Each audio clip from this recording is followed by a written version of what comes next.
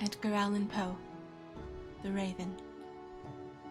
Once upon a midnight dreary, while I pondered weak and weary over many a quaint and curious volume of forgotten lore, while I nodded, nearly napping, suddenly there came a tapping, as of someone gently rapping at my chamber door. "'Tis some visitor," I muttered, tapping at my chamber door. Only this and nothing more. Ah, distinctly I remember, it was in the bleak December, and each separate dying ember wrought its ghost upon the floor. Eagerly I wished the morrow, vainly I had sought to borrow from my books a crease of sorrow, sorrow for the lost Lenore, for the rare and radiant maiden whom the angels name Lenore, nameless here forevermore.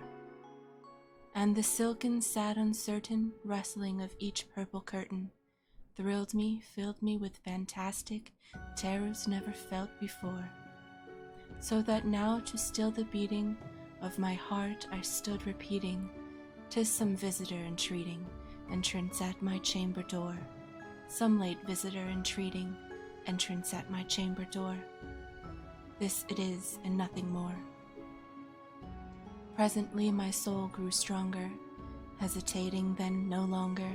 "Sir," said I, "or Madam, truly your forgiveness I implore. But the fact is I was napping, and so gently you came rapping, and so faintly you came tapping, tapping at my chamber door, that I scarce was surely I heard you. Here I opened wide the door, darkness there and nothing more. Deep into that darkness peering, long I stood there wondering, fearing, doubting, dreaming dreams no mortal ever dared to dream before. But the silence was unbroken, and the darkness gave no token, and the only word there spoken was the whispered word Lenore. This I whispered, and an echo murmured back the word Lenore, merely this and nothing more.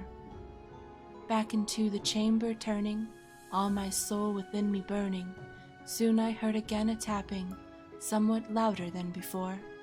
"Surely," said I, "surely that is something at my window lattice. Let me see then what threat is, and this mystery explore. Let my heart be still a moment, and this mystery explore. 'Tis the wind and nothing more." Open here I flung the shutter, when with many a flirt and flutter, in there stepped a stately raven of the saintly days of yore.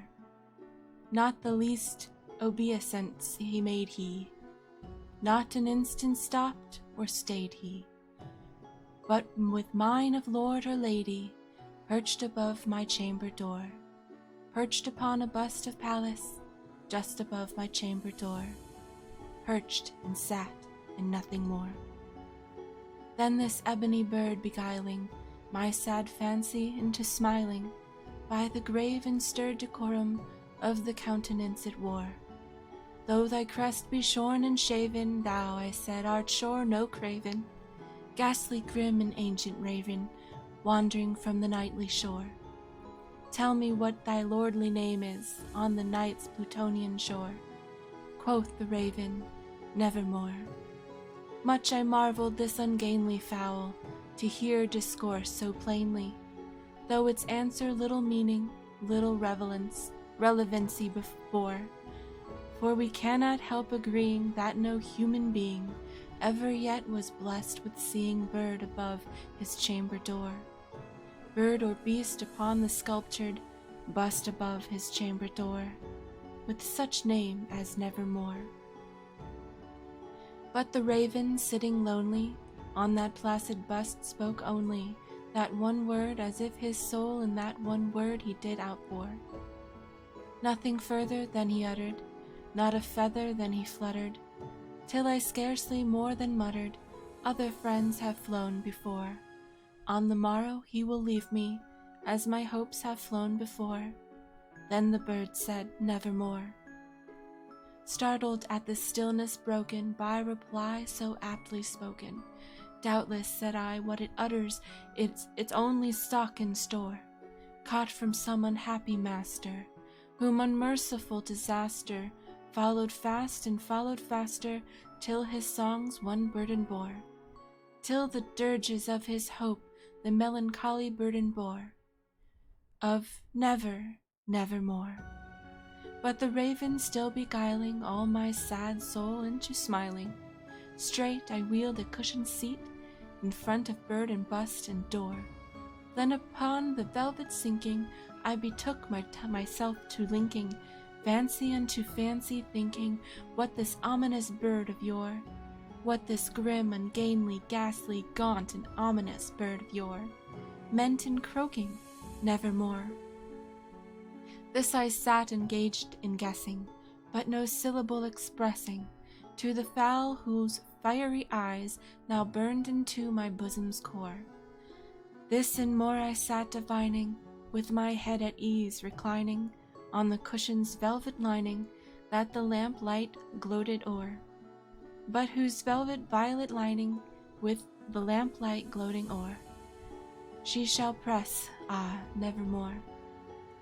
Then methought the air grew denser, perfumed from an unseen censer, swung by seraphim whose footfalls tinkled on the tufted floor.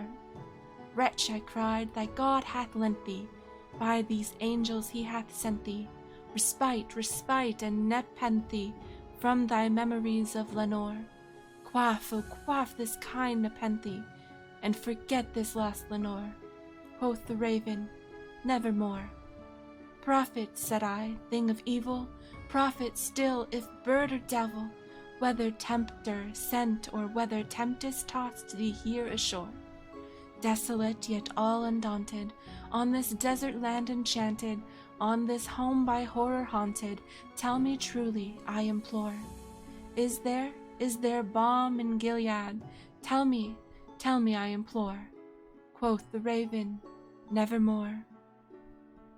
Prophet, said I, thing of evil, prophet still if bird or devil, by that heaven that bends above us, by that God we both adore, tell this soul with sorrow laden, if within the distant Aidenn it shall clasp a sainted maiden, whom the angels name Lenore.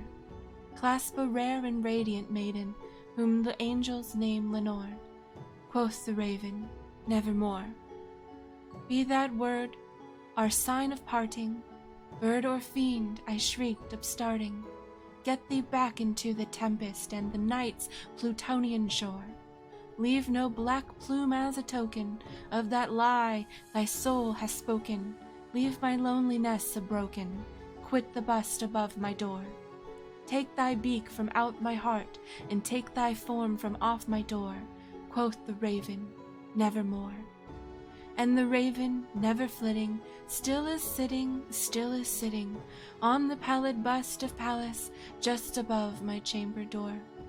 And his eyes have all the seeming of a demon's that is dreaming, and the lamplight o'er him streaming throws his shadow on the floor.